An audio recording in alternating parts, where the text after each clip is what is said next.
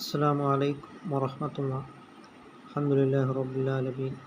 الصلاة والسلام على أشرف المرسلين وعلى آله وصحبه وسلم.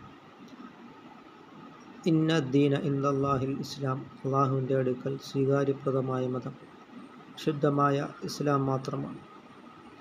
വേറെ എല്ലാ മതങ്ങളും അത്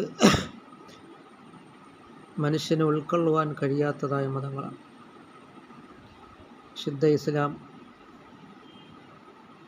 പറയുകയുണ്ടായി, നായ നനവോടുകൂടി സ്പർശിക്കുകയാണ് എങ്കിൽ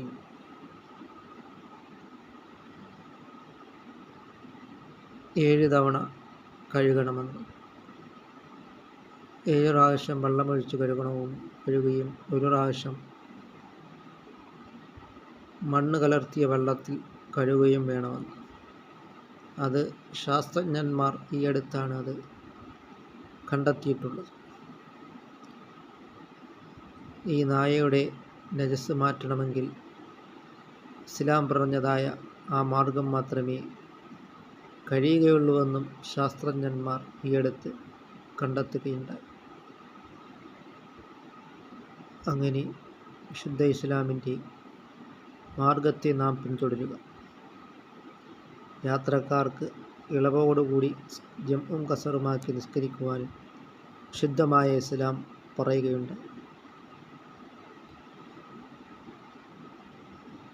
അതുപോലെ തന്നെ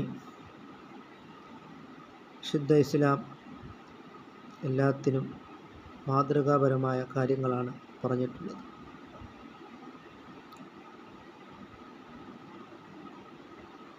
അതുകൊണ്ട് അൽ ഇൽമു ഹയാത്തുൽ ഇസ്ലാം, വിജ്ഞാനമെന്നുള്ളത് ഇസ്ലാമിൻ്റെ ജീവനാഡി എന്നാണ് സയ്യിദുനാ റസൂൽ കരീം സല്ലല്ലാഹു അലൈഹി വസല്ലമ തങ്ങൾ പറഞ്ഞിട്ടുള്ളത്.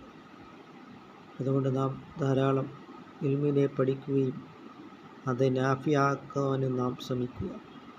എങ്കിൽ മാത്രമേ ആ ജ്ഞാനം കൊണ്ട് അള്ളാഹു നമുക്ക് പ്രയോജനമുണ്ടാകുകയുള്ളൂ. അതുകൊണ്ട് നാം ധാരാളം സൽക്കർമ്മങ്ങളും ഇബാദത്തുകൾ കൊണ്ട് നാം മുന്നേറുവാനും നാം ശ്രമിക്കുക. അല്ലാഹു തആല നമുക്ക് നാഫിയായ ഇൽമിനെ അല്ലാഹു തആല പ്രദാനം ചെയ്യുമാറാകട്ടെ.